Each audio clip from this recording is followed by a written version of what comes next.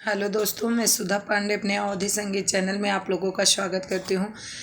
Please मेरे channel को ज़्यादा से ज़्यादा शेयर करें और कमेंट करके ज़रूर बताना कि मेरा गाना आप लोगों को कैसे लगा। ये गाना है साली और जीजा के बीच का।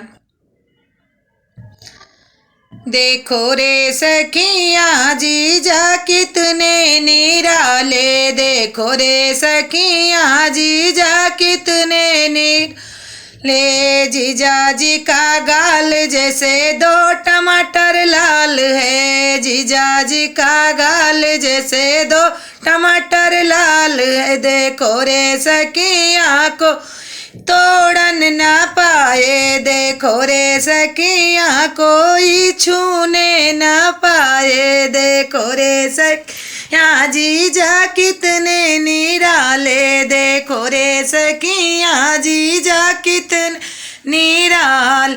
जीजा जी का पेट जैसे इंडिया का गेट है, जीजा जी का पेट जैसे इंडिया का गेट है। देखो रे सखिया कोई घुसने न पाए, देखो रे सखिया कोई घुसने न पाए, देखो रे सखिया जीजा कितने ने ले, देखो रे सखिया जीजा कितने निराल।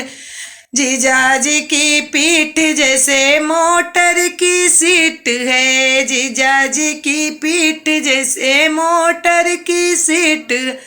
खोरे सखिया कोई बैठन ना पाए, देखो रे सखिया को बैठन ना पाए, देखो रे सखिया जीजा कितने निराल, देखो रे सखिया जीजा कितने निराल।